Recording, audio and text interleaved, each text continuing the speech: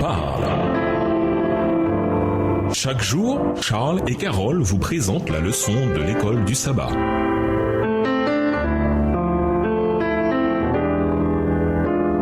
Bienvenue dans votre émission. Dieu nous parle. Nous voilà à la leçon de mercredi. Détermination et patience. Lisons Galates 6, verset 9. Tandis que Paul parle ici de notre persévérance à faire du bien aux autres, la même attitude est nécessaire quand on aborde des questions difficiles. Pourquoi la détermination et la patience sont-elles importantes dans la résolution de problèmes? Galates 6, verset 9. Ne nous lassons pas de faire le bien, car nous moissonnerons au temps convenable si nous ne nous relâchons pas. Les véritables réussites exigent toujours de la ténacité. Souvent, nous n'accordons pas beaucoup de valeur à ce que nous obtenons trop facilement. Les difficultés dans la Bible nous donnent l'occasion de mettre notre cerveau au travail et la détermination et la persévérance avec lesquelles nous cherchons une solution révèlent l'importance que revêt la question pour nous. Le temps passé à étudier la Bible pour essayer d'en comprendre davantage sur sa signification et son message est du temps bien employé. Peut-être que l'expérience de sonder avec diligence les Écritures pour trouver une réponse, même pendant longtemps, sera une plus grande bénédiction que la solution au problème, si nous finissons par la trouver. Après tout, quand nous trouvons une solution à un problème épineux, cette expérience devient plus précieuse pour nous.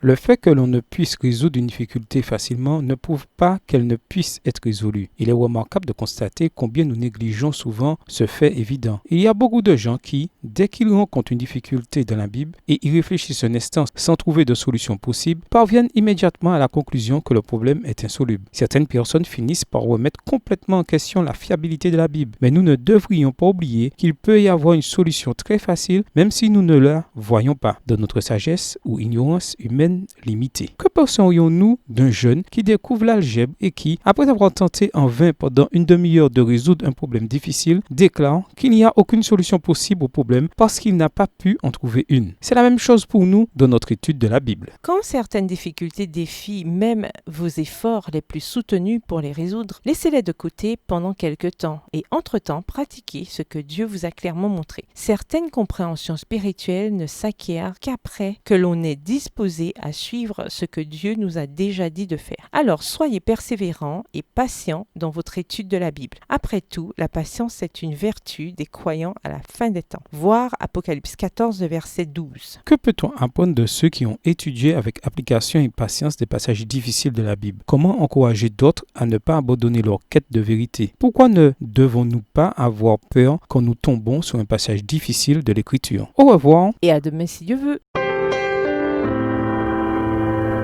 Dieu nous parle. Chaque jour, Charles et Carole vous présentent la leçon de l'école du sabbat.